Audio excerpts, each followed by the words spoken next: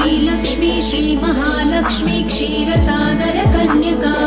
उत्तिष्ठ हरिसंप्रीते भक्तानां भाग्यदायिनी श्रीलक्ष्मी श्रीमहालक्ष्मी क्षीरसागर कन्यका उत्तिष्ठ हरिसंप्रीते भक्तानां भाग्यदायिनी उत्तिष्ठोत्तिष्ठ श्रीलक्ष्मी विष्णुवक्षस्थलालये उत्तिष्ठ करुणापूर्णे लोकानां शुभदायिनी उत्तिष्ठोत्तिष्ठ श्रीलक्ष्मी विष्णुवक्षस्थलालये उत्तिष्ठ करुणापूर्णे लोकानां शुभदायिनी श्रीपद्ममध्यवसिते वरपद्मनेत्रे श्रीपद्महस्तचिरपूजितपद्मपादे